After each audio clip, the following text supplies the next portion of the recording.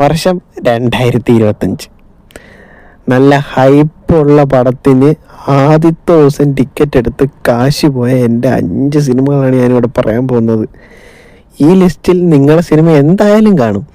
ഉണ്ടെങ്കിൽ ഒന്ന് നോക്കിക്കോ. ഇതൊക്കെയാണ് ആ സിനിമ. 5-ാം സ്ഥാനത്ത് നല്ല കിഡിലെ ഹൈപ്പിൽ പോയി എന്ന് കണ്ട പടമാണ് റെട്രോ. പലർക്കും ഇഷ്ടപ്പെട്ടാണെങ്കിൽ പോലും എനിക്കിഷ്ടപ്പെട്ടില്ല, എൻ്റെ കാശ് പോയി.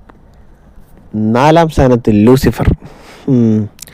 കിഡിലൻ ഹൈപ്പായിരുന്നു.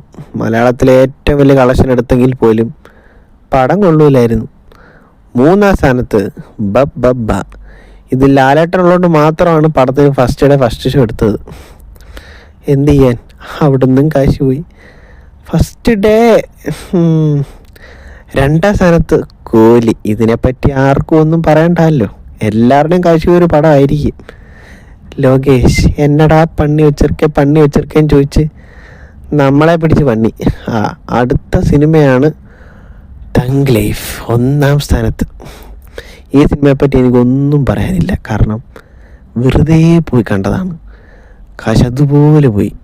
ഈ കാശൊക്കെ തിരിച്ച് കിട്ടുമോ എന്തോ. ഈ വർഷം കുറേ പടങ്ങൾ ഇറങ്ങുന്നുണ്ട്, കിട്ടിയാൽ മതിയായിരുന്നു.